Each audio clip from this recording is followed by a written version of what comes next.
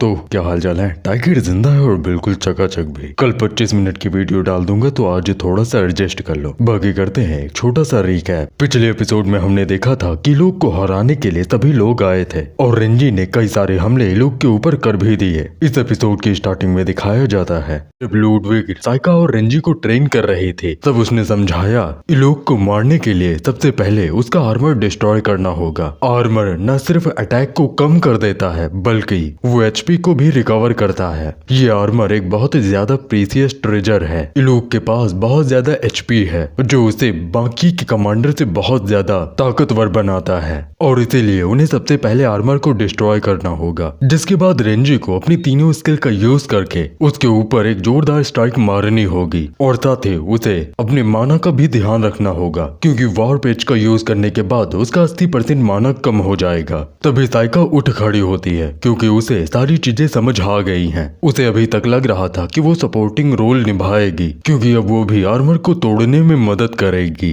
Thunder God के under रहते हुए अब कोई भी साइका को सप्रेस नहीं कर सकता है और अब साइका अपनी स्पीड का ही यूज करने वाली है। 8 क्लिम के क्लोन अपीयर हुए थे जिनकी एनर्जी अब साइका के अंदर आ जाती है। इलूक रेंजी की तरफ देख रहा था और रेंजी साइका की तरफ क्योंकि अब साइका की बारी थी क्योंकि उसकी ये स्किल उसे हाफ थंडर गॉड तक पहुंचा सकती है। हाफ थंडर गॉड ट्रांसफॉर्मेशन में अटैक का डैमेज बढ़ जाएगा और साइका की स्पीड 1000% हो जाएगी और उसके ऊपर जो भी अटैक होंगे उनका डैमेज 60% से कम हो जाएगा और जब तक माना खत्म नहीं हो जाएगा तब तक ये स्किल बंद नहीं होगी। इस स्किल का यूज करने की वजह से माना बहुत तेजी से गिरता है। साइका ट्रांसफॉर्मेशन होकर थंडर गॉड में बदल जाती है और इसका ये रूप लगभग 10 सेकंड तक चलेगा। इलूक खड़ा होकर साइका को दूर से देख रहा था कि तभी साइका 0.4 मिलीसेकंड में इलूक के सामने आकर उसे एक जोरदार पंच मारती है। ये स्पीड इतनी ज्यादा थी कि इलूक को कुछ भी समझ नहीं आया और ऐसे ही करके साइका ने उसे पहले किक मारी फिर पंच और इसी तरह कर वो उस पर पंचेस बरसाए जा रहे थे और एक जोरदार पंच के साथ उसे दूर ढकेल देती है और अभी तक 1 ही सेकंड बीता था। दूर खड़ी होकर मिया भी ये देख रही थी। उसके पास एक स्किल है जिससे वो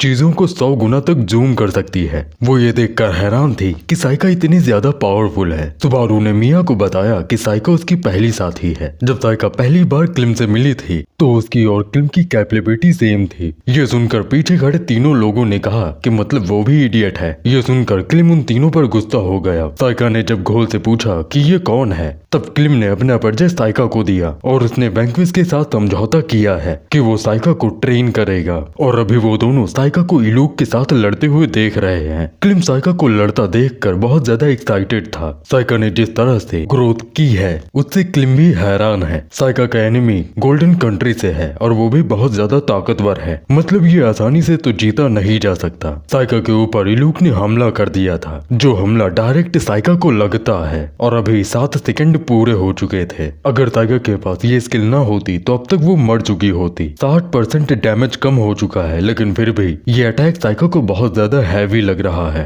सुबारू के पास भी एक ट्रम्प कार्ड है जो अगली क्लैमिटी के लिए बचाकर रखा गया है। सुबारू अगर चाहे तो इलूक को यहीं पर खत्म कर सकता है लेकिन उसका ट्रम्प कार्ड सभी को पता चल जाएगा इसलिए सुबारू फाइट नहीं कर सकता और इसीलिए साइका को अपनी पूरी जान लगानी होगी। यही सोचकर साइका ने अपनी पूरी पावर को रिलीज किया और वो तेजी से इलूक की तरफ बढ़ने लगी। तब इलूक ने अपने सबसे पावरफुल स्ट्राइक का यूज किया जिसे अवॉइड कर वो इलूक के सीने के आर पार हो गई। ये इतनी तेजी से हुआ था कि इलूक को कुछ भी समझ नहीं आया और अब उसका आर्मर पूरी तरीके से टूट चुका है। आर्मर टूटते ही रेंजी की बारी आ जाती है। रेंजी अपनी स्किल वॉर पेज से इलूक पर हमला कर देता है। रेंजी के ब्लो की वजह से इलूक बहुत ज्यादा जख्मी हो जाता है। सुबारू के साथ सी ऑफ ब्रिलियंस में सभी लोग सिर्फ इलूक को ही देखे जा रहे थे। तभी इलूक की पास्ट की सारी मेमोरीज उसे याद आने लगती हैं कि कैसे उसे सारे गोल्डन नाइट ने जकड़ कर नीचे लेटा रखा था। इलूक गोल्डन नाइट का कमांडर हुआ करता था और उसे रॉयल कमांड पर एग्जीक्यूट किया जाना था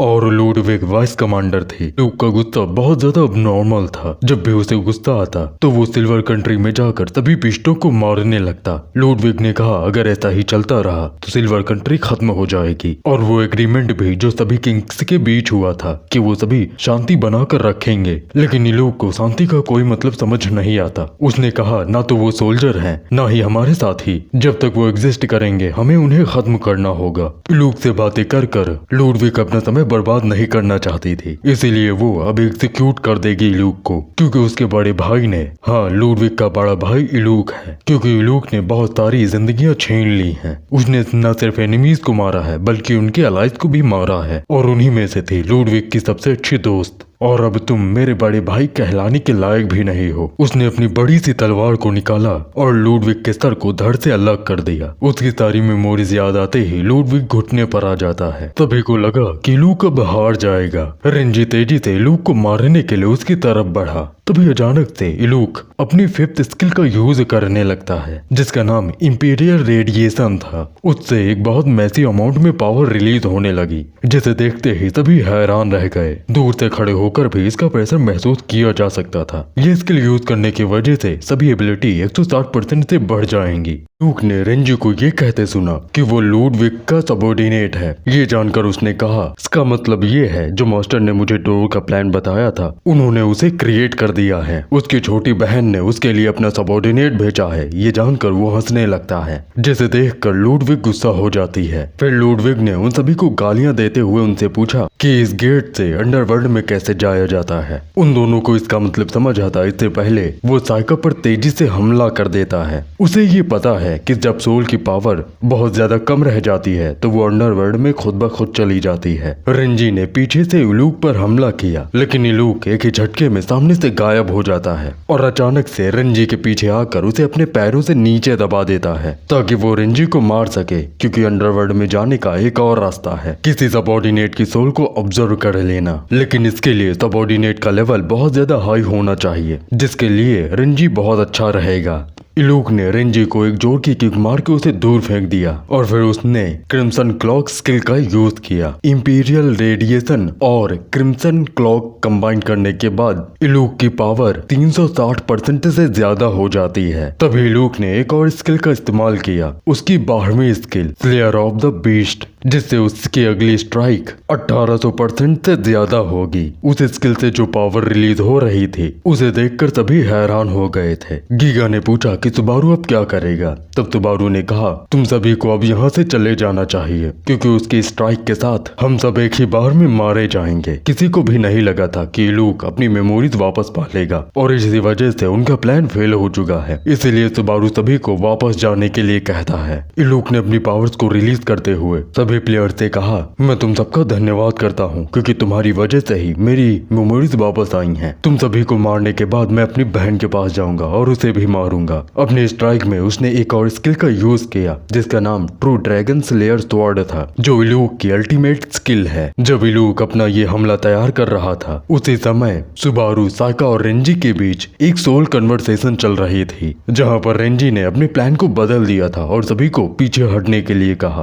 क्योंकि अब वो खुद जाकर इलूक को मारेगा। इस बात से साइका और रेंजी दोनों ही हैरान हुए, क्योंकि थर्ड क्लैमिटी में रुइन से फाइट होगी और सुबारू का ट्रम्प कार्ड उसी के लिए काम आएगा। लेकिन सुबारू ने कहा कि वो अपने लोगों को मरता नहीं देख सकता। किसी को कुछ भी समझ नहीं आ रहा था। तभी साइका को एक आइडिया आता है और वो सुबारू से कहती है, एक रास्ता है जिससे सुबारू को अपना ट्रम्प कार्ड यूज करने की जरूरत नहीं पड़ेगी। फिर साइका सारा प्लान सुबारू को समझा देती है। वहीं इलूक अपना हमला करने ही वाला था कि तभी 1 सेकंड के लिए वो फ्रीज हो जाता है। उसे कुछ भी समझ नहीं आया कि ये क्या हुआ। जब उसने अपनी नजरें घुमाई तो उसे चीसो नजर आया, जो सूसी के ऊपर बैठा हुआ था। चीसो ने रेंजी का हाल लिया कि वो कैसा है। चीसो को देखते ही रेंजी खुश हो गया और खुशी से उसकी तरफ बढ़ने लगा। लेकिन चीसो ने कहा, बेवकूफ, इधर आने की जरूरत नहीं है। तभी रेंजी चीसो के मार्क की वजह से 1 सेकंड के लिए रुक जाता है। चीसो ने रेंजी से कहा, अगर ऐसा ही करते रहोगे तो मेरे सारे मार्क तुम ही हटा दोगे। फिर चीसो ने इलूक को बताया, उसे भले ही दिखाई न दे रहा हो,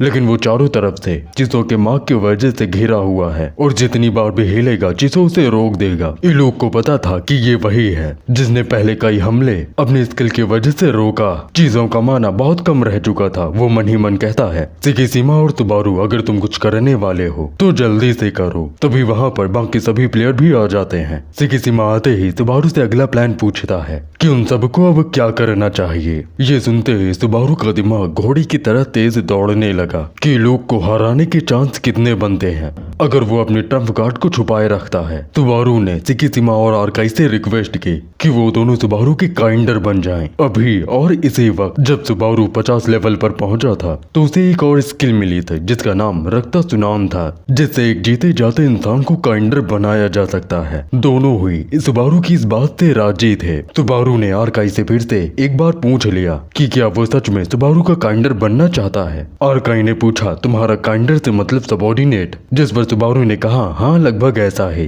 आर्काई वो सारी चीजें याद करने लगता है जो अब तक उसने सही है। उसने सुबारू से कहा उसे इस बात से फर्क नहीं पड़ता, वो जो करना चाहता है जल्दी करे। आर्काई पहले बहुत बीमार हुआ करता था और हमेशा हॉस्पिटल के बेड पर लेटा रहता। जब भी रेंजी टीवी पर आता तो वो रेंजी को हमेशा देखता। साथ ही में रेंजी उससे कई बार मिलने भी आया और उसे कई लेटर भी लिखकर भेजे और इसीलिए रेंजी हमेशा से उसका हीरो रहा है। अगर वो रेंजी को बचा सकता है तो वो कुछ भी करने के लिए तैयार है। वही लूक अपने हाथ को हिलाता है और एक सेकंड के लिए वो फ्रीज सा हो जाता है और उसे चीजों की ये स्किल समझ आ जाती है। उसे समझ आ गया कि वो अभी के लिए अटैक नहीं कर सकता, इसीलिए उन सभी के पास अभी भागने का टाइम है, लेकिन वो सभी भाग नहीं रहे हैं। इसका मतलब ये है कि वो सभी किसी चीज का इंतजार कर रहे हैं। तभी लूक ने अपने पैर को उठाकर जमीन पर जोर से पटका, जिससे नीचे के पत्थर हवा में आ गए और वो सभी पत्थर चीजों के मार्ग पर लग गए। लूक ने कुछ ही समय में समझ लिया कि ये स्किल कैसे काम करती है। तभी उसने चीजों पर एक स्लैश मारी, जिससे सूसी के साथ चीजों का एक पैर कट गया था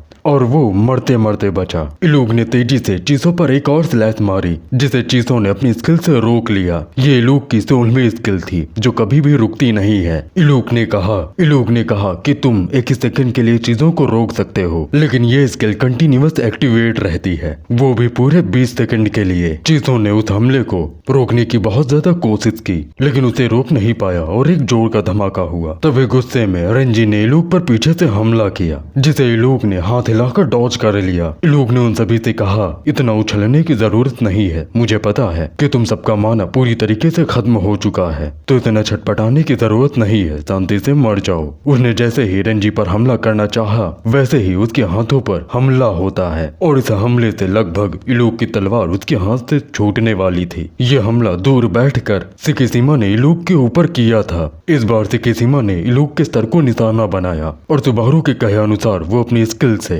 इलूक पर हमला कर रहा है। ये सिकिशिमा की सेकंड स्किल है, गोल्डन राइफल, जिसमें सुबारू का कर्स ब्लड भी है। सिकिशिमा अब सुबारू का काइंडर बन चुका है। वो इलूक पर अपने स्किल से फायर करता है, जिसे इलूक अपने हाथ से रोक लेता है, लेकिन इलूक को पता चल गया कि ये स्किल उसके सोल को कर्स कर रही है। वहीं खड़े रेंजी के दिमाग में आर्काई की आवाज आई। सोल कन्वर्सेशन के थ्रू आर्काई ने रेंजी से कहा, मुझे माफ करना कि मैं आपके बिना परमिशन के आपके माइंड में बोलने की कोशिश कर रहा हूँ। आपके पास माना नहीं है, इसीलिए आप मेरे वेपन्स को यूज कर सकते हैं। उसने अपनी पहली स्किल गोल्डन आर्मरी का यूज किया, जिसके साथ वो सुबारू का कर्स एप्टीट्यूड भी यूज कर सकता था। दूसरे शब्दों में कहा जाए तो आर्काई के जितने भी वेपन होंगे उनमें खुद ब खुद कर्स ब्लड चढ़ा होगा। रेंजी को एक तलवार मिली और साइका को एक बड़ा सा कुल्हाड़ा, और दोनों में ही कर्स ब्लड का एप्टीट्यूड था। सुबारू ने उन दोनों को अपना काइंडर बना तो लिया था, लेकिन वो इससे खुश नहीं लग रहा था, क्योंकि जब जीती जाती चीजों को काइंडर बनाया जाता है तो उनके मरने के बाद उन्हें परिवार स्किल से दोबारा जिंदा नहीं किया जा सकता। अगर ये फ्यूचर में मरते हैं तो हमेशा के लिए इनकी मौत हो जाएगी। तभी सिकिशिमा ने सुबारू को सोल कन्वर्सेशन के थ्रू कहा कि उसे इसके बारे में चिंता करने की जरूरत नहीं है, तुमने बिल्कुल सही काम किया है और तुमने अपनी मेमोरीज को हमारे साथ भी शेयर किया है। तुमने अभी तक सारा बोझ अकेले ही उठाया है, लेकिन अब हम भी तुम्हारे साथ हैं। अब इस इलूक को हमारे ऊपर छोड़ दो। अब चारों ही इलूक को जान से मारने के लिए तैयार थे। जब चारों ने इलूक पर हमला किया तब इलूक ने चारों पर हमला करना चाहा, लेकिन दूर बैठा सिकिशिमा अपनी राइफल से उस पर शूट कर देता है और उसका हमला रुक जाता है। तभी रेंजी अपनी तलवार से उस पर हमला कर देता है, जिसे वो अपनी टूटी हुई तलवार से ब्लॉक करता है। तभी साइका अपने बड़े से कुल्हाड़ी के साथ उसकी रिफ्ट पर एक जोर से मारती है और तभी रेंजी भी इलूक पर हमला कर देता है। इलूक फाइट में बहुत ज्यादा तेज है। बैटल में एक छोटा किया गया इशारा भी उसे समझ आ जाता है, लेकिन ये सभी बिना किसी पैटर्न के और ना ही सिंगल सिग्नल के कॉम्बिनेशन में हमला किए जा रहे थे। उसे समझ ही नहीं आ रहा था कि ये सभी इतनी परफेक्टली फाइट कैसे कर रहे हैं, लेकिन उसे ये नहीं पता है कि वो सभी सोल कन्वर्सेशन के थ्रू बात कर रहे हैं। सिकिसिमा दूर से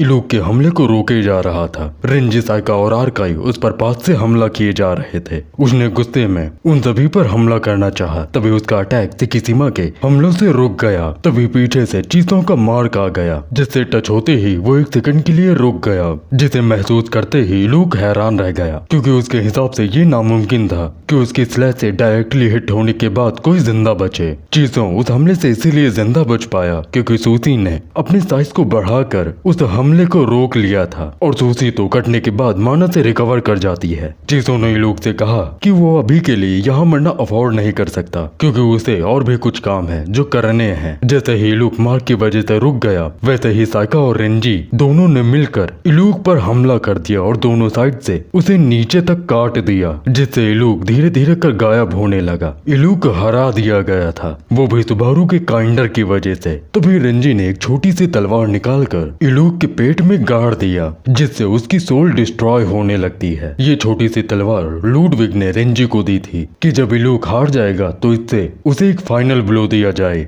जब सोल को डिस्ट्रॉय किया जाता है तो वो अंडरवर्ल्ड में चली जाती है, लेकिन इस ड्रैगर का यूज करने की वजह से सोल सीधा यूनिवर्सल अनकॉन्शियसनेस में चली जाएगी। लूडविग अपने भाई को बस इसलिए मारना चाहती थी क्योंकि लूक ने उसके पहले साथी को मार दिया जो उसकी बहुत अच्छी दोस्त थी। उसने ऐसे ही बेवजह कई लोगों को मारा। लूडविग घुटने पर आ गई और उसने रेंजी से रिक्वेस्ट की कि वो डीमन बीस्ट लेयर को जान से मार दे, और अभी वही हो रहा है। इलूक के साथ क्या हो रहा है उसे कुछ भी समझ नहीं आया। इस ड्रैगर कर तभी यूज किया जाता है जब HP 0 पर हो। इलूक को भी ये पता चल चुका था कि अब उसकी सोल हमेशा के लिए खत्म हो जाएगी। उसे कुछ भी समझ नहीं आ रहा था कि वो क्या करे। वो चिल्लाते हुए आखिरकार मारा गया। उसकी सोल टूटकर यूनिवर्सल अनकॉन्शियसनेस में चली जाती है, जिसे सभी प्लेयर के साथ लूडविग भी देख रहे थे। लूडविग अपने भाई के साथ बिताए गए उन पलों को याद करती है। जब वो दोनों छोटे थे तब से ही इलूक एक बहादुर और अच्छा नाइट था, और लूडविग हमेशा अपने भाई की तरह बनना चाहती थी। इलूक हमेशा लूडविग का ध्यान रखता और उसके साथ मस्ती किया करता। अब जब इलूक मर चुका है तब लूडविग रो रही है। उसने कहा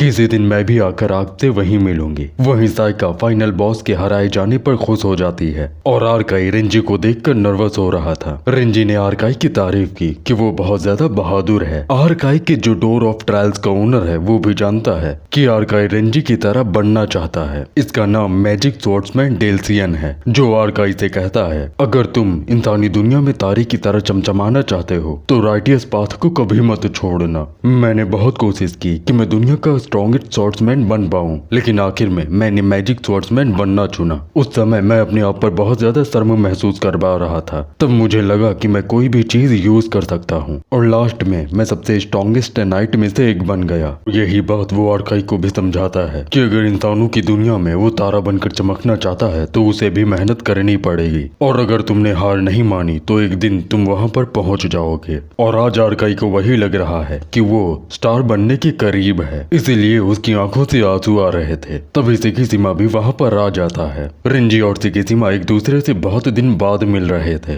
इसलिए आर्काई उन दोनों को देख रहा था कि ये दोनों क्या बातें करेंगे। उन दोनों ने अपने पंचेस को टकराया और फिर सिकिसिमा घर चलने के लिए कहता है। आर्काई के मन से निकला कि बस इतना ही। इतनी बड़ी बैटल के बाद ये दोनों बस इतना ही बोले, हमारे सीनियर से तो बहुत ज्यादा कूल हैं। फिर सभी प्लेयर इकट्ठा होकर घर जाने के लिए तैयार थे, और आखिरकार उन लोगों ने किसी तरह कर सेकंड क्लैरिटी को खत्म कर दिया। तभी सिबारू को एक नोटिफिकेशन आता है जो वो किसी के साथ शेयर नहीं कर सकता। डैगर यूज करने की वजह से इलूक की सोल पूरी तरीके से डिस्ट्रॉय हो चुकी है, इसीलिए किसी को भी एक्सपी पॉइंट नहीं मिलेगा, और इस तरह से गेट को कभी क्लियर नहीं किया जाता है। इसीलिए सिस्टम सिबारू को मैनर में रह के खेलने के लिए कहता है, जहाँ पर उसके पास दो ऑप्शन थे, हाँ और ना का। फ्यूचर पूरी तरीके से बदल चुका है। उसके पास सिस्टम के एडमिन की तरफ से एक वार्निंग भी आ चुकी है, और फ्यूचर भी बहुत तेजी से रिपीट हो रहा है। सिस्टम सभी सभी को गेट से बाहर जाने के लिए कहता है। बाहर भी सभी को ये बात पता चल चुकी थी कि गेट को क्लियर कर दिया गया है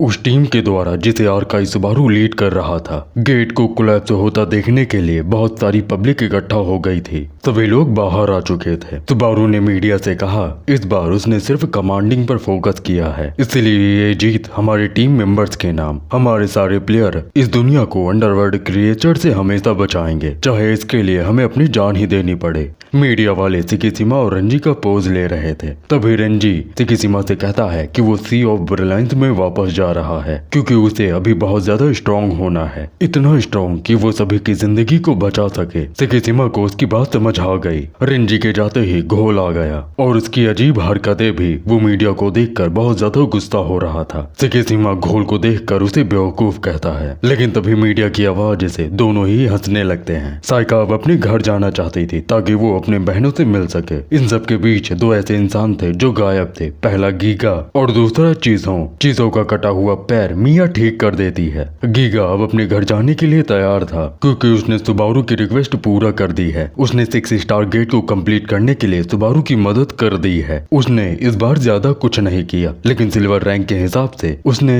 ठीक ही ठाक काम किया है। गीगा चीजों को थैंक यू बोलता है उसके हार्ड वर्क के लिए। उसने ये भी कहा कि आपसे किया गया वादा सुबारू पूरा कर देगा। ये सुनकर चीजों ने कहा लगता है तुम सुबारू पर भरोसा करते हो, जिस पर गीगा कहता है बिल्कुल नहीं। ये कहकर वो अपने घर वापस चला आता है। गीगा के माता पिता की डेथ हो गई थी और वो घर में अकेला रहता है। पूरे 1 हफ्ते बीत चुके हैं और पिछले 1 हफ्ते से सुबारू को हुई न्यूज पर दिखाया जा रहा है, जो गीगा को बहुत ज्यादा इरिटेटिंग लग रहा था और सुबारू सेवियर के नाम से फेमस हो गया था। तभी पीछे से डोर ऑफ ट्रायल अपीयर होता है। गीगा को समझ नहीं आया कि ये डोर अभी क्यों समन हुआ है। जब गीगा ने दरवाजा खोलकर अपने ओनर को देखना चाहा, तब उसे सामने रुइन दिखाई दिया, जो गीगा से कहता है मैं तुम्हारा बहुत समय से इंतजार कर रहा था। रुइन की पावर की वजह से गीगा हिल नहीं पा रहा था। रुइन ने गीगा से कहा कि वो गीगा से थोड़ी सी बात करना चाहता है, वो गीगा की थोड़ी सी मदद चाहता है। अगले दिन सुबारू अपने दोस्तों के साथ पार्टी कर रहा था 6 स्टार गेट को सक्सेसफुली क्लियर करने के लिए, और गीगा ने इस पार्टी में आने से मना कर दिया था और चीसों वापस से पिजन में चला गया है। साथ ही उसे मैच देखने की परमिशन भी मिल गई है। वो सभी अल्कोहल की जगह जूस पी रहे थे क्योंकि उन सभी के ऊपर सिस्टम की वजह से अल्कोहल काम ही नहीं करता है, तो कोई भी मतलब नहीं है वाइन को पीने का। वहीं साइका जब अपनी फैमिली से मिलने के लिए गई थी तो सभी बहुत ज्यादा इमोशनल हो गए थे। साथ ही वो खुश थे कि 6 स्टार गेट को कंप्लीट करने के लिए साइका भी उसमें शामिल थे। और आज शाम को 6 बजे सुबारू गीगा से मिलने के लिए जाएगा। तभी गीगा सुबारू के कंधे पर हाथ रखता है और उसे एक स्केरी लुक देकर कहता है अब तुम्हें एक घर खरीद लेना चाहिए। सुबारू को समझ नहीं आया कि सिकिसिमा ऐसा क्यों कह रहा है। तब सिकिसिमा ने बताया कि वो बहुत ज्यादा फेमस हो चुका है, वो जिस जगह पर रहता है अब सभी लोग वहीं पर रहना चाहते हैं और वहाँ की आसपास की जगह भी बहुत ज्यादा महंगी हो चुकी है। वो कोई घर खरीदे या कोई अपार्टमेंट बस जल्दी से खरीद ले, उसका एक अच्छी जगह पर रहना बहुत ज्यादा जरूरी है। इस वजह से नहीं क्योंकि वो फेमस हो चुका है, बल्कि इस वजह से क्योंकि उसकी वजह से आसपास वाले लोगों को दिक्कत होती है। सिकिसिमा सुबारू को एक जगह पर लेकर आ गया जो रेंजी का घर था और वो अभी इसे यूज नहीं करता है क्योंकि रेंजी तो अंडरवर्ल्ड में है। इतने बड़े अपार्टमेंट को देखकर सुबारू हैरान था। सुबारू ने पूछा कि ये कितना बड़ा है। तब सिकिसिमा ने उसे कुछ नंबर्स बताए, तब उसने कैलकुलेट कर एग्जैक्ट एरिया बता दिया। ये सुनकर वो तीनों ही हैरान रह गए। सुबारू ने पूछा कि कब तक वो यहाँ पर रहेगा। तब सिकिसिमा ने बताया जब तक वो एक नया घर नहीं खरीद लेता। घोल ने भी रेंजी से सोल कन्वर्सेशन के थ्रू पूछ लिया। तब रेंजी ने इस घर को यूज करने के लिए हामी भर दी। सुबारू ये सुनकर थोड़ा डरा हुआ था क्योंकि जब आर्काई को ये पता चलेगा कि उसके आइडल का घर कोई और यूज कर रहा है तो वो तो आग बगूला हो जाएगा। और हुआ भी ऐसा ही। जैसे ही आर्काई को ये पता चला तो वो सुबारू के ऊपर बहुत गुस्सा हो गया, लेकिन आखिर में उसने रेंजी के अपार्टमेंट के साथ फोटो खिंचाकर वहां से चला गया। फिर सिकिसिमा ने सुबारू को इस अपार्टमेंट की चाबियां दे दी। गीगा से मिलने से पहले सुबारू के पास और भी टाइम बचा हुआ है, इसीलिए वो आसपास के एरिया को देखने के लिए आ जाता है। यही जगह थी जो फ्यूचर में बंजर बन चुकी थी, लेकिन अभी बहुत ज्यादा खूबसूरत है। वो सभी खिलखिलाते चेहरे को देखता है। उसने उन दोनों हाथों को देखा जो फ्यूचर में उसके सामने राख बन गए थे। सुबारू इस दुनिया को देखकर बहुत ज्यादा खुश था। आखिरकार उसने सभी को प्रोटेक्ट कर लिया है। उसने मन ही मन अपने फ्यूचर वाले सेल्फ को कहा आखिरकार ये हम करने में कामयाब रहे। जिसके बाद सुबारू गीगा से मिलने के लिए जाने लगता है। वो मेट्रो से सीधा गीगा के शहर में आ जाता है, जहाँ गीगा सुबारू का इंतजार कर रहा था। सुबारू मिलते ही गीगा को उसके हार्ड वर्क के लिए थैंक यू कहता है, जिसके बाद वो दोनों बात करने के लिए बीच पर आ गए। गीगा बता रहा था कि वो सुबारू से क्यों नहीं मिल पाया, क्योंकि गेट को क्लियर करने के बाद उसे तुरंत यहाँ पर आना पड़ा। फिर गीगा ने सुबारू से पूछा कि सुबारू गीगा के साथ क्या डिस्कस करना चाहता है। तब सुबारू बताता है कि अगले हफ्ते वो गीगा को अपने साथ अंडरवर्ल्ड ले जाना चाहता है। गीगा ने सुबारू से कहा अंडरवर्ल्ड का मतलब इंसानियत के दुश्मन के पास। तब सुबारू ने कहा हाँ कुछ ऐसा ही, वो किंग्स की मीटिंग में जाना चाहता है। लेकिन गीगा को कुछ भी समझ नहीं आ रहा था कि ये किंग्स क्या है, मीटिंग क्या है और पार्टिसिपेट करना क्या है। उसे तो सबसे पहले यही जानना है क्या किंग्स एग्जिस्ट करते हैं। तब सुबारू ने बताया कि वो सच में एग्जिस्ट करते हैं और अगले हफ्ते वो मिलेगा भी।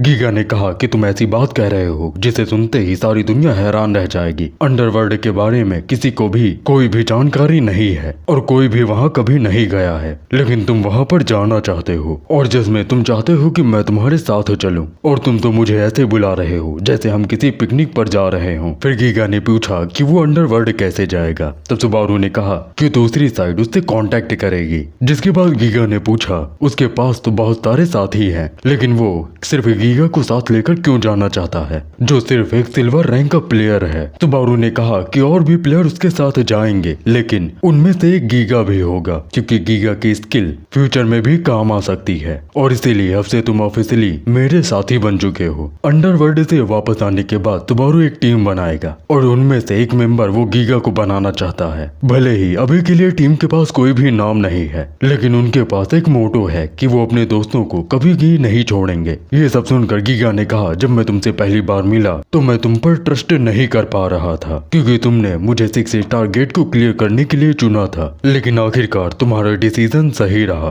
और आखिर में तुम्हारे प्लान की वजह से हमने उस गेट को क्लियर कर दिया। यही देखकर लगता है कि तुम्हारे पास अनबिलीवेबल पावर है। मैं अपनी पावर्स पर अभी तक विश्वास नहीं करता हूँ, लेकिन सुबारू मैं तुम पर विश्वास करता हूँ जिसने मुझ पर विश्वास किया। ये कहकर गीगा ने अपने हाथ को आगे बढ़ाया। थैंक यू कहते हुए सुबारू ने भी अपना हाथ आगे बढ़ा दिया। तभी गीगा एक अजीब स्माइल हंसने लगा और उसने आइस-9 का यूज कर दिया और वहीं से कुछ दूर पर समुद्र में रुइन था जो आराम से बैठकर मजे ले रहा था। उसने ही गीगा को कंट्रोल कर रखा है। रुइन ही सुबारू को मारना चाहता था, क्योंकि कुछ ही दिनों में सुबारू बहुत ज्यादा डेंजरस हो चुका है। लैम्डा को सिर्फ 5 मिनट में हरा दिया गया और अपने काइंडर के साथ डीमन बीस्ट लेयर को हरा दिया। गोल्ड और रेड कॉपर दोनों ये बैठकर देख सकते हैं, लेकिन मैं उनसे अलग हूँ, मैं ये नहीं देख सकता। अगर तुम्हें अकेला छोड़ दिया तो वैंक्विस्ट अपनी पूरी पावर को रीगेन कर लेगा। भले ही तुम्हारी सोल दूसरों से अलग हो, लेकिन मैं तुम्हें यहीं पर मारना चाहता हूँ। ये कहकर उसने सुबारू को गुड बाय कहा। रुइन के पास एक स्किल है जिसका नाम सोल टेंटिंग हेक्स स्प्रिट है, जिससे टारगेट की बॉडी में एक सोल चली जाती है जो रियल वाली सोल को सप्रेस कर देती है, और ये होने का चांस 100% है। कोई भी इसे रजिस्टर नहीं कर सकता है। सुबारू को पहले से ही अंदाजा था कि ऐसा कुछ हो सकता है। सुबारू ने कहा सिल्वर किंग तुम यहीं पर हो ना। ये सुनते ही रुइन हैरान रह गया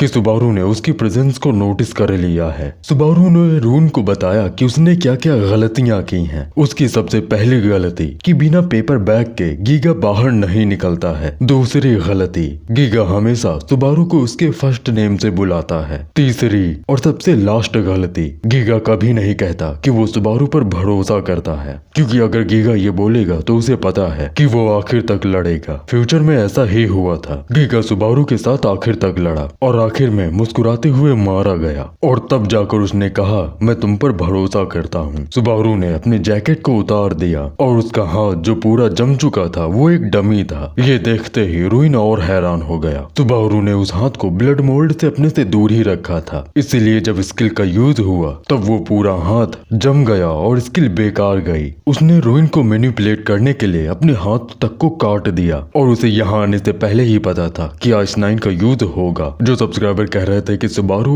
चूतिया है, तो उनके लिए बता दूं कि सुबारू अब एक असल हीरो बन चुका है, क्योंकि हाथ काटने के लिए जिगरा चाहिए, और यही चीज रुइन को भी समझ आ चुकी थी। सुबारू ने अपने कर्स ब्लड का इस्तेमाल किया और गीगा को रुइन से फ्री कर दिया। रुइन ये सब देखकर मन ही मन कहता है तो सिचुएशन से कैसे डील करना है इसे ये भी समझ आ चुका है। गिरते हुए गीगा को सुबारू पकड़कर आराम से नीचे लेटा देता है। उसने बेहोश गीगा से कहा कि उसे कुछ देर रुकना होगा और फिर वो वापस आकर कन्वर्सेशन को आगे बढ़ाएगा। अब रुइन को पता चल चुका था कि सुबारू फ्यूचर देख सकता है। जो बैग सुबारू लेकर घूम रहा था उसके अंदर उसका कटा हुआ हाथ रखा था, जो अब सुबारू से तेजी से जुड़ जाता है। सुबारू सिर्फ वैंक्विश का सबऑर्डिनेट नहीं है बल्कि रुइन के हिसाब से वो फ्यूचर को भी प्रेडिक्ट कर सकता है, इसीलिए वो बहुत ज्यादा डेंजरस हो चुका है। अब रुइन को कोई फर्क नहीं पड़ता कि बाकी के किंग्स उसे नोटिस करते हैं या नहीं, लेकिन वो सुबारू को यहीं पर जान से मार देगा। सुबारू अब धीरे धीरे कर रुइन की तरफ बढ़ने लगता है। साथ ही वो कहता है प्रेजेंट फ्यूचर से कई गुना ज्यादा बदल चुका है, बस एक ही चीज नहीं बदलेगी, वो है तुम्हें हराना। तो ये है थर्ड कैलेमिटी जिसमें सिल्वर किंग को हराना है। सक्सेस होने पर उसे एक न्यू काइंडर मिलेगा और इस दुनिया की सच्चाई के बारे में पता चलेगा। साथ ही रेड टेबल क्या है ये भी एक्सप्लेन हो जाएगा। फेल होने पर सुबारू मारा जाएगा, साथ ही गीगा भी, काइंडर भी मारे जाएंगे और वैंक्विश वीक हो जाएगा। साथ ही में अंडरवर्ल्ड में भी डिस्ट्रक्शन होगा। सिकिशिमा, साइका और घोल ये तीनों रेंजी के अपार्टमेंट में बैठकर सोल कनेक्शन के थ्रू सारी चीजें देख रहे थे जो सुबारू ने ट्रम्प कार्ड छुपाए रखा था। सुबारू अब वो यूज करने वाला है। घोल भी ये सब देखकर बहुत ज्यादा एक्साइटेड था। सुबारू की हराने वाली बात को सुनकर रुइन कहता है तुमने कहा तुम मुझे हरा दोगे, बकवास मत करो। क्या तुम्हें लगता है कि एक किंग के साथ compete करना इतना आसान होगा बस इसलिए क्योंकि तुमने नाइट कमांडर को हरा दिया? ये कहकर रुइन अपने डोर से बाहर आ जाता है और सुबारू पर हमला करने के लिए तेजी से उसकी तरफ बढ़ने लगता है, लेकिन देखते ही देखते सुबारू के बालों का कलर सफेद हो जाता है और जितनी तेजी से रुइन आ रहा था उतनी तेजी से ही सुबारू का पंच खाकर दूर चला जाता है। सुबारू का पंच इतना जोरदार था कि रुइन समुद्र के पानी पर स्लाइड कर रहा था और उसे कुछ भी समझ नहीं आया कि हो क्या रहा है। अचानक से ये सुबारू के साथ हुआ क्या, यही बात उसके दिमाग में चल रही थी। सुबारू का ऑरा पूरी तरीके से बदल चुका था, उसके बाल भी सफेद हो चुके थे, उसकी पावर इतनी ज्यादा बढ़ चुकी थी कि आसपास का पानी हवा में उड़ रहा था। सुबारू ने अपने हाथ को आगे किया और ब्लड मोल्ड से समुद्र से कई सारे हाथ निकाल लिए, मानो सुबारू की स्ट्रेंथ और उसका लेवल एक ही सेकंड में पूरा बदल चुका हो। सुबारू के इस हमले को देखकर रुइन अपनी स्किल 9 टेल्स सिल्वर स्टार का यूज करता है। जब उसने सुबारू के अटैक को डिस्ट्रॉय किया तभी सुबारू तेजी से रुइन के सामने आ जाता है और एक जोरदार किक मारकर उसे समुद्र के अंदर भेज देता है। जैसे ही रुइन समुद्र के नीचे गया वैसे ही सुबारू ने फिर से ब्लड मोल्ड का इस्तेमाल किया और उसे समुद्र से बाहर ले आया। बस सुबारू के छूने तक से ही रुइन की सोल इंजर्ड हो रही थी। रुइन ने सुबारू से उसकी बढ़ी हुई पावर्स का राज पूछा। तब सुबारू ने बताया कि जब वो वैंक्विश से पहली बार मिला था तो उसे मेन स्किल के साथ बोनस स्किल भी मिली थी जिसका नाम those who waltz under the sun. इससे सनलाइट ब्लॉक हो जाती है जो वैम्पायर्स की वीकनेस है, लेकिन इससे स्टैट्स कम हो जाते हैं। लेकिन सुबारू ने इसे रिलीज कर दिया है। रिलीज का मतलब रुइन को समझ नहीं आता। तब सुबारू बताता है कि वो एक ट्रू वैम्पायर बन चुका है। इसका मतलब ये था कि सुबारू अब तक जो फाइट करता हुआ आ रहा था उसमें उसने अपनी असल पावर को यूज ही नहीं किया और अब वो अपनी खुद की पावर को यूज कर रहा है। रुइन ने चिल्लाते हुए कहा तुम अभी भी ये मत सोचना कि तुम मुझे हरा दोगे। सिल्वर किंग को अंडर एस्टिमेट करने की कोशिश मत करो। ये कहकर उसने अपनी पावर को रिलीज किया जिससे सुबारू का ब्लड मोल्ड रुइन के शरीर से हट गया। उसने अपनी power authority of the silver king का इस्तेमाल किया जिससे उसकी पावर से थोड़ी सी बढ़ गई। रुइन ने कहा कि वो इस सारी जगह को खत्म कर देगा, लेकिन सुबारू इस फाइट में किसी को भी मरने नहीं देगा। रुइन ने अपनी पावर के साथ एक जोरदार हमला सुबारू के ऊपर किया। एक भारी भरकम अटैक सुबारू की तरफ धीरे धीरे बढ़ रहा था और ये सारी चीजें सिकिशिमा, साइका और घोल ह्यूमन वर्ल्ड से देख रहे थे। अंडरवर्ल्ड सी ऑफ ब्रिलियंस में भी सुबारू की ही फाइट देखी जा रही थी, जहां पर एक कैरेक्टर नया था, लैम्डा, जो अपने भाइयों के साथ आराम से सुबारू के फाइट के मजे ले रहा था। लुडविग ने कहा कि सुबारू अगर हरा दिया गया तो पूरी जगह बर्बाद हो जाएगी। ये सुनकर रेंजी ने पीछे बैठे वैंक्विश से पूछा क्या सुबारू ठीक रहेगा? वैंक्विश ने हंसते हुए कुछ बताने की कोशिश की, लेकिन तभी सटाप की आवाज आती है जो सांची ने रेंजी को कहा था। अब साइका ह्यूमन वर्ल्ड में है तो सांची यहाँ आ गई है और ये घोल की तरह वैंक्विश के साथ पहले से थी, जो छठवीं किंग थी, क्वीन ऑफ मॉर्डम। सांची ने कहा कि सुबारू उन सभी की उम्मीदों को पार कर देगा। वहीं रुइन के अटैक को रोकने के लिए सुबारू ने लिफ्ट क्लेवर का यूज किया, जिससे बहुत बड़े एरिया में एक लाइट की वेव्स निकलने लगी जो चारों तरफ से इधर उधर जा रही थी और बहुत ज्यादा मैसिव अमाउंट में पावर से रिलीज कर रही थी। ये पावर इतनी ज्यादा थी कि सुबारू अपनी पावर के सामने खुद ही एक चींटी जितना लग रहा था। उसने अपने इसी बुने गए जाल से रुइन के आते हुए बड़े गोले को रोक लिया, जिससे एक जोरदार धमाका हुआ और उसका अटैक हवा में ही खत्म हो गया। सुबारू की पावर इतनी ज्यादा थी कि वो अटैक बार बार एक्सप्लोड हो रहा था, जो सीधा समुद्र में आकर गिरा और समुद्र का पानी आसमान में चला गया और वो बारिश बनकर पूरे शहर के ऊपर गिरने लगा। ये सब देखकर रुइन कुछ समय के लिए सहम सा गया। वो इस बात से गुस्सा हुआ कि उसका इतना पावरफुल अटैक सुबारू ने पीसेस में काट दिया, और वो भी उस स्किल के साथ जो उसे वैंक्विश से मिली है। उसने गालियां देते हुए सुबारू को कहा,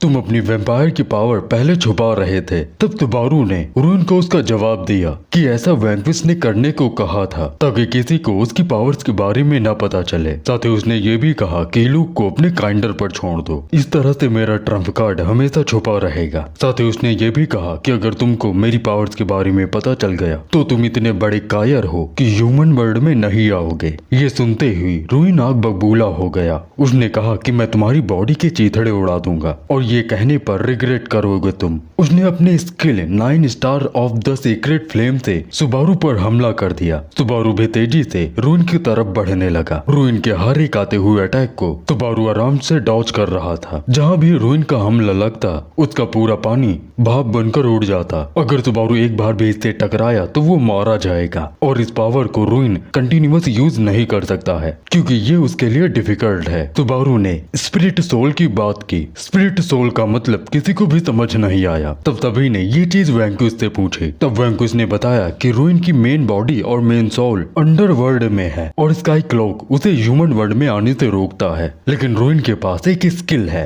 जिससे वो अपनी सोल को 9 भागों में बांट सकता है और स्पिरिट सोल सिस्टम को धोखा दे सकता है। ये सुनकर लैम्डा क्लिम से कहता है, अभी अभी वैंक्विश ने जो भी कहा उसमें से मुझे कुछ भी समझ नहीं आया। जिस पर क्लिम कहता है, तुम चिंता मत करो, मुझे भी कुछ भी समझ नहीं आया। ये कहकर दोनों ही जोर जोर से हंसने लगते हैं। रेंजी को कुछ भी समझ नहीं आया था तो उसने भी लुडविग की तरफ चेहरा घुमा कर देखा। तब लुडविग ने मुस्कुराते हुए कहा, उसे भी कुछ भी समझ नहीं आया। ये सुनते ही वैंक्विश गुस्सा हो गया। तब डेल्टन ने समझाया, बेसिकली इसका मतलब ये है कि वो इलीगल तरीके से ह्यूमन वर्ल्ड में घुसने की कोशिश कर रहा है। डेल्टा की बात सुनकर सभी उसे जीनियस मानने लगते हैं और वैंक्विश की आंखों से आंसू आने लगते हैं। वैंक्विश ने आगे कहा, भले ही ये सिर्फ एक ही सोल हो, लेकिन इसके पास भी वाइल्ड ग्रेट पावर है जिससे मेन बॉडी को यहाँ पर लाया जा सकता है क्योंकि गेट की कोई लिमिट नहीं होती। अब ये मुझे समझ नहीं आया, बताओ यार। खैर, वैंक्विश ने आगे कहा, अगर हम इसकी दूसरी साइड को देखें, अगर ये सोल डिस्ट्रॉय हो जाती है तो रुइन अपने सोल का एक भाग खो देगा और जो अंडरवर्ल्ड में उसकी बॉडी है वो कमजोर पड़ जाएगी और इसीलिए सुबारू को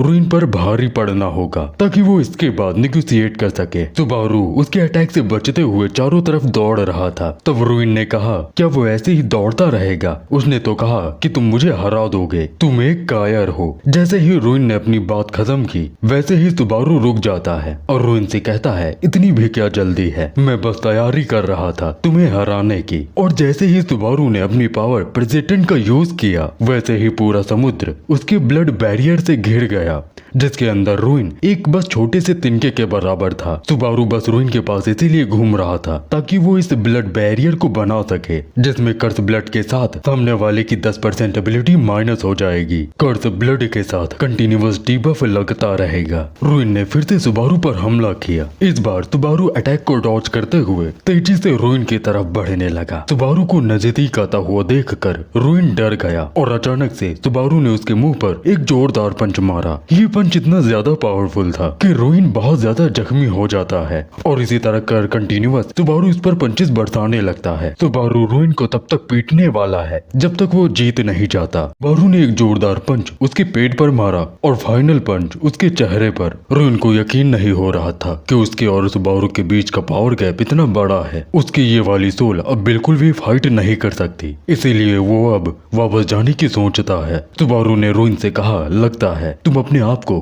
कुछ देर और संभाल सकते हो। अगर तुम्हारी जगह पर लैम्डा और इलूक होता तो मैं उन्हें तो अब तक 5 बार मार चुका होता। जैसा मैंने सोचा था तुम बहुत ज्यादा स्ट्रांग हो। सुबारू ने फिर फिर से कर्स ब्लड से उस पर हमला किया, जिससे वो गोल गोल घूमने लगा। सुबारू ने अपने कर्स ब्लड को उसके पूरे खून में मिला दिया था, अब जो कि वो खून को मैनिपुलेट कर सकता है, इसीलिए वो रोइन के खून का एक भंवर बना देता है। रोइन अपने ही खून में गोल गोल घूमने लगता है। ये ठीक वैसा ही था जैसे वैंक्विस ने क्लिम के साथ किया था। सुबारू की पावर की वजह से रोइन खुद के ही चक्रव्यूह में गोल गोल घूमने लगा और उसकी चीखें पूरे एरिया में गूंज रही थी। रोइन की सारी हड्डियां अब टूट चुकी थी। रोइन की हालत अब धोबी के कुत्ते जैसी हो गई थी। सभी ये देखकर पूरी तरीके से हैरान थे और साथ ही खुश भी। लुडविग ने कभी नहीं सोचा था कि वो सिल्वर किंग की सोल को इस तरह से निचोड़ देगा। वैंक्विस ने सभी को बताया कि अब सुबारू नेगोशिएट करेगा और सिल्वर किंग को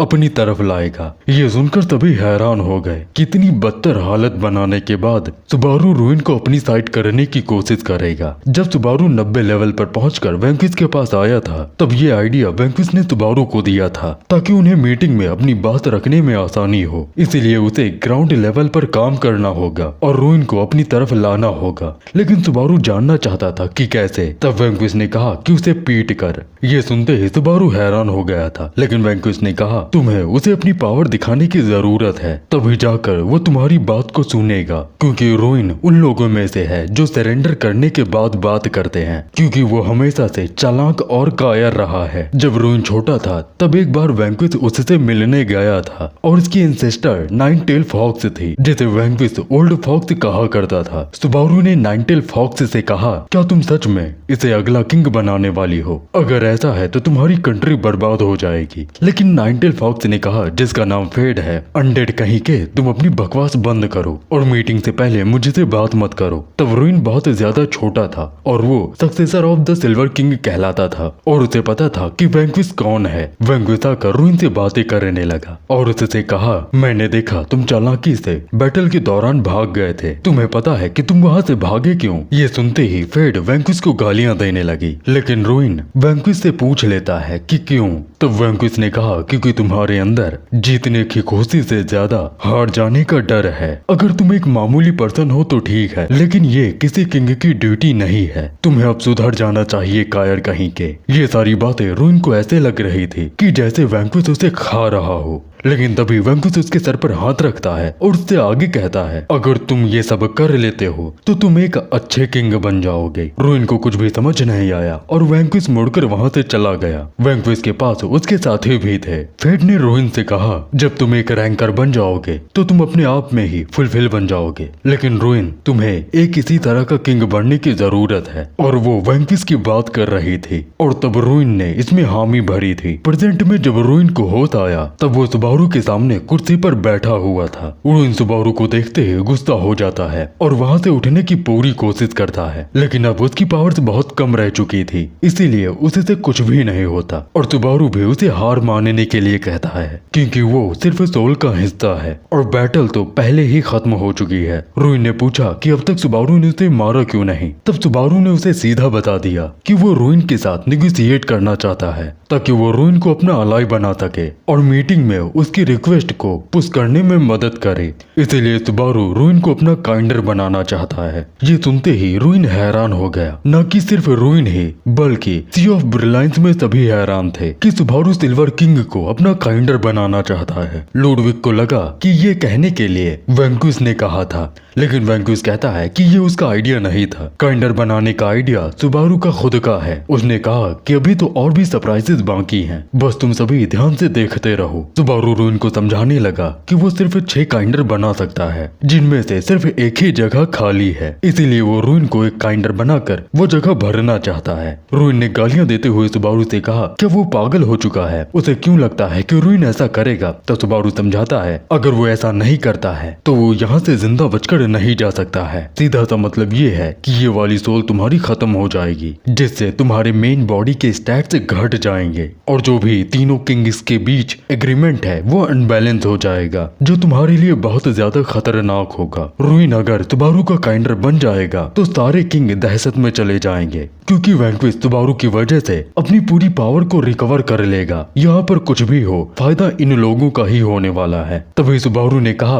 उसे बस इतना ही नहीं, जब वो सुबारू का काइंडर बनेगा तो उसे फ्यूचर की सारी बातें भी पता चल जाएंगी। रोइन सुबारू से चिल्लाते हुए कहता है कि ऐसा कुछ भी नहीं हो सकता क्योंकि एग्जैक्ट फ्यूचर को प्रिडिक्ट करना नामुमकिन है। लेकिन सुबारू ने कहा कि अगर रोइन उसका काइंडर बन जाता है तो वो सीधा मेमोरीज में झांक सकता है, सिर्फ उसके ही नहीं बल्कि सारे काइंडर्स के भी, और सीधा सोल कनेक्शन के थ्रू। अगर उनकी बातें झूठी लगती हैं तो सोल तो झूठ नहीं बोल सकती। लेकिन एक और चीज, फ्यूचर थोड़ा सा बदल गया है। मेरे साथियों की वजह से प्रेजेंट वैसा ही है जैसा मैंने सोचा था। अपनी तारीफें सुनकर सभी सोल कन्वर्सेशन के थ्रू सुबारू से बात करने लगे, लेकिन सुबारू ने उन्हें कुछ देर चुप रहने के लिए कहा। तभी रोइन कहता है, अभी तुमने कहा फ्यूचर बदल चुका है, इसका मतलब ये है कि तुम्हारा काइंडर बनने से मुझे कोई फायदा नहीं होगा। तभी सुबारू अपना ब्रेसलेट दिखाता है और उसे बताता है इसमें 8 कैलेमिटी की सारी मेमोरीज हैं जो ह्यूमन वर्ल्ड को पूरी तरीके से खत्म करने की ताकत रखती हैं, और 8 कैलेमिटी के नाम इस बार दिखाए जाते हैं, जिसे मैं चौथे से स्टार्ट करूंगा। चौथा, इम्पेरेटर फिक्टेस लेवल 99 अचीवर। छठवां, द ग्रेट अर्थक्विक। सातवां, डायमेंशन मेमोराइज। लास्ट और आखिरी, गेज।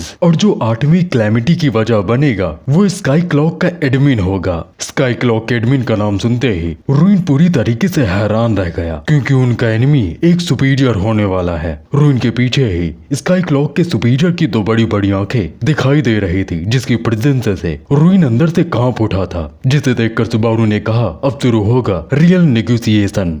गीगा को भी होश आ गया था और वो स्काई क्लॉक के आसपास 2 बड़ी बड़ी आंखें देखकर हैरान हो गया। ये आंखें इतनी बड़ी थी कि वो पूरे आसमान को घेरे रही थी। सुबारू ने कहा ये है स्काई क्लॉक का एडमिन। सुबारू को तो कुछ नहीं हुआ, लेकिन रोइन उसके प्रेजेंस से कांप रहा था। दूसरे शब्दों में कहा जाए तो ये एक सुपीरियर है जिसने स्काई क्लॉक को बनाया है। सब जानते हैं कि ये मौजूद है, लेकिन कोई भी आज तक इससे मिला नहीं है। ये खुद ही इस दुनिया की मिस्ट्री है। सुबारू बिना डर के एडमिन से पूछा कि वो यहाँ पर क्या कर रहा है। उसने कोई भी गलत काम नहीं किया है, उसने बस एडमिन का नाम ही लिया है, इसीलिए उसे वापस चले जाना चाहिए। ये सुनते ही एडमिन हंसने लगता है और धीरे धीरे कर उसकी आंखें बंद हो जाती हैं। रोइन हैरान हुआ कि एडमिन इतनी आसानी से चला गया। सुबारू ने कहा इस दुनिया पर जो भी होता है वो इस पर नजर रखता है। सुबारू इससे ही फ्यूचर में फाइट करता है और हार जाता है, लेकिन इस बार सुबारू जीत कर रहेगा, और ये होने के लिए बस उसे रोइन की जरूरत है। रोइन को समझ नहीं आ रहा था कि वो सुबारू की बातों का क्या जवाब दे, क्योंकि सुबारू को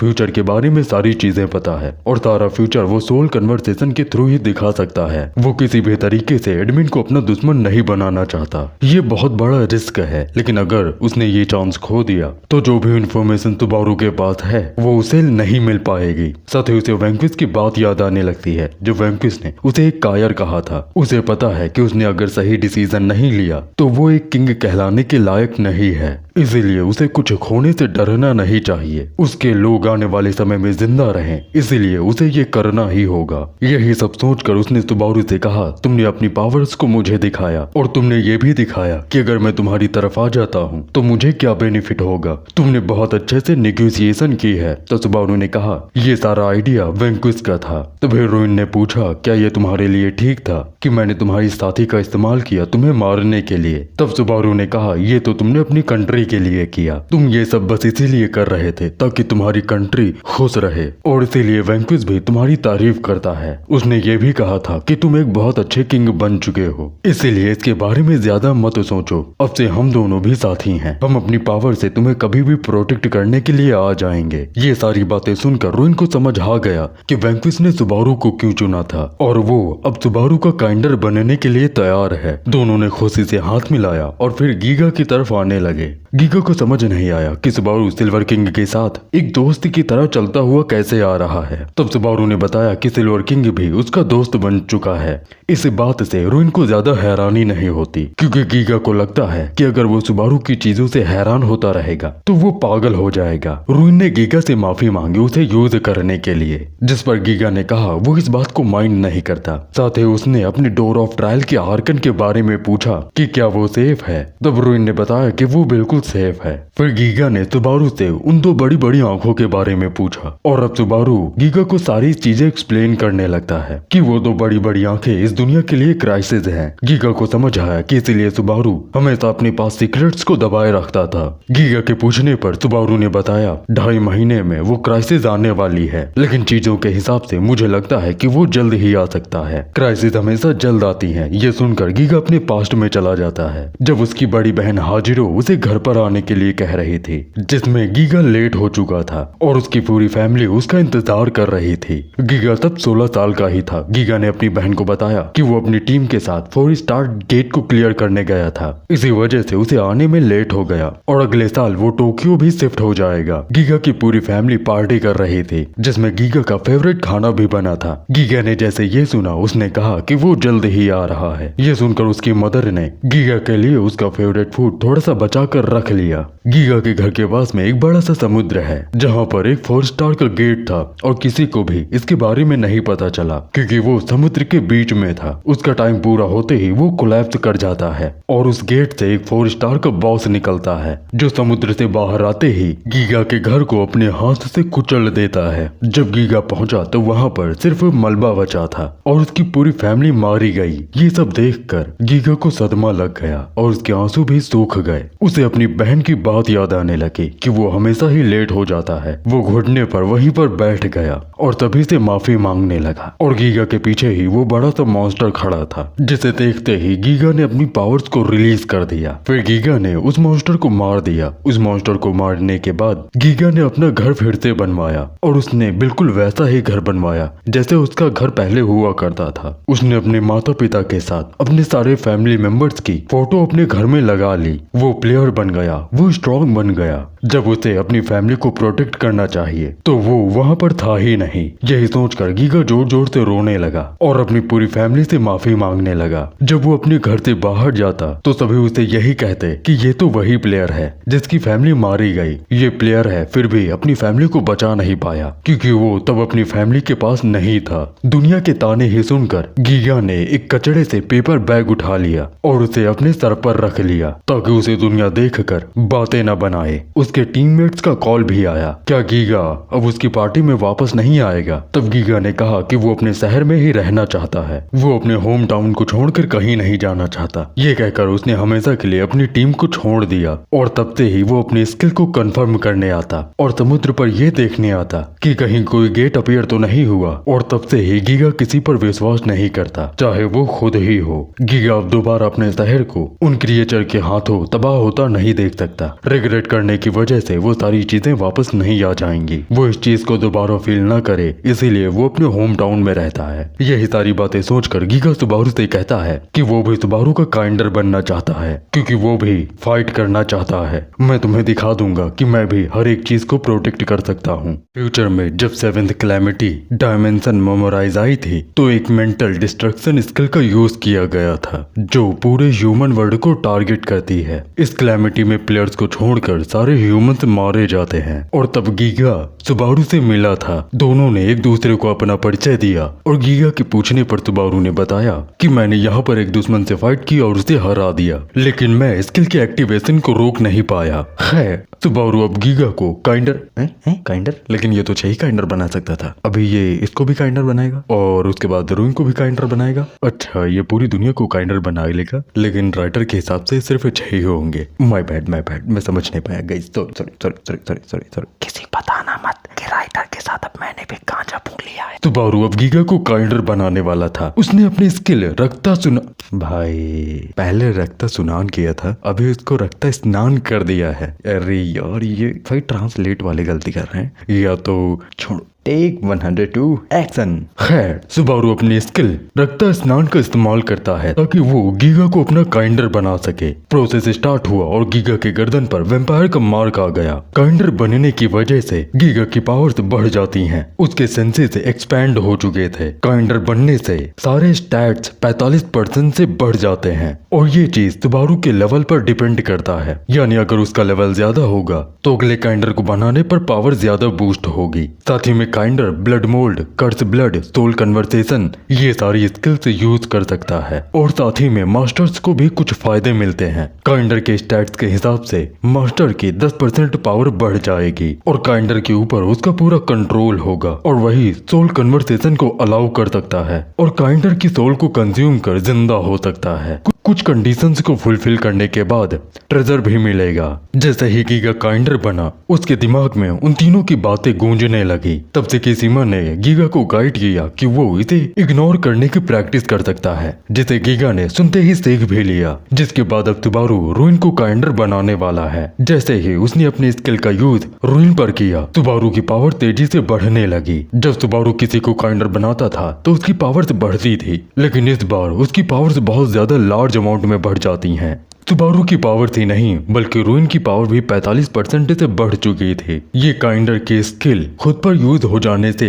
रुइन को पता चलता है कि वैंक्विश इतने कम समय में इतना ज्यादा पावरफुल कैसे हो गया था। सुबारू की जो पावर्स बढ़ी थी वो रुइन की रियल बॉडी से आ रही थी। रुइन को समझ आ चुका था कि वैंक्विश की सबसे पावरफुल स्किल यही थी कि वो लोगों को काइंडर बना सकता है, जिसकी वजह से दोनों ही पावरफुल बन जाते हैं। और यही वजह थी कि रेम्बो कंट्री पावर के मामले में पहले स्थान पर चली गई थी। रुइन की पावर इतनी बढ़ चुकी थी कि वो सैफियाना और वार्डन से भी ज्यादा ताकतवर हो चुका था। सुबारू को लगा कि वो जाकर उन दोनों से अब लड़ेगा, लेकिन रुइन ने कहा उसे चिंता करने की जरूरत नहीं है। जिस काम के लिए वो काइंडर बना है वो वही करेगा। और अब रुइन वैंक्विश से मिलने के लिए तैयार है। वो अपनी एक टेल को बाहर निकालता है जिससे सुबारू चिपक जाता है। जब गीगा ने पूछा क्या इस पर ऐसे ही बैठना है, तब रुइन हाँ कहता है और फिर वो सभी एक सेकंड में टोक्यो आ जाते हैं। रिंजी के अपार्टमेंट में, जहां आर्काइव भी था, जो हार्डकोर फैन होने की वजह से रिंजी के अपार्टमेंट यूज किए जाने से गुस्सा था। तभी सुबारू ने अपने पास से एक की निकाली जिसका नाम ब्लड ड्रॉप की था। जब उसने साइका के साथ ट्रायल किया था तब उसे ये की मिली थी जिससे वो सी ऑफ ब्रिलियंस में जा सकता है अपने सभी साथियों के साथ। उसने की को एक्टिवेट किया और एक रेड कलर का डोर अपीयर हो गया जो अंडरवर्ल्ड में ही है, लेकिन किसी को पता नहीं कहां पर है। फिर तभी एक साथ उस डोर के अंदर आ जाते हैं। रुइन ने सीट ऑफ सोल की बात की, लेकिन सुबारू को इसके बारे में पता नहीं था कि सीट क्या होती है। ये जानकर रुइन हैरान हो गया और उसे बताया कि ये एक स्किल है जिससे तुम अंडरवर्ल्ड में एक जगह क्रिएट कर सकते हो। ये एक सुपर डुपर हाई लेवल की स्किल है। रुइन को पता चल गया कि इसी वजह से वो सभी वैंक्विश को ढूंढ नहीं पा रहे थे। तभी वहां पर वैंक्विश आ गया और उसने बताया कि एडमिन यहाँ पर नहीं देख सकता। जब एडमिन से लड़ते हुए वैंक्विश हार गया तब उसने अपनी बची कुची पावर से सीट स्किल का यूज किया और ये जगह बनाई। उसका स्टेटस और पावर पूरा खत्म हो चुका था, फिर भी आज वो यहाँ पर है। उसने अपनी पावर का 30% हिस्सा रीगेन कर लिया है। फिर उसने रुइन के हालचाल लिए कि लिटिल फॉक्स कैसा है। वहीं घोल इस बात से चिढ़ा हुआ था कि रुइन वैंक्विश से ज्यादा पावरफुल हो चुका है। तभी से किसीमा सामने आया और उसने वैंक्विश से कहा मैं तुमसे दोबारा मिल रहा हूँ, लेकिन बात पहली बार कर रहा हूँ। फिर उन दोनों ने एक दूसरे को अपना परिचय दिया और हाथ मिलाया। ये दोनों इधर बात कर रहे थे तो वहीं दूसरी तरफ बाकी सभी की चिट चैट चलने लगी, जिनमें से साइका सांची से मिली। सांची ने अपनी मेमोरीज को रिकवर कर लिया था।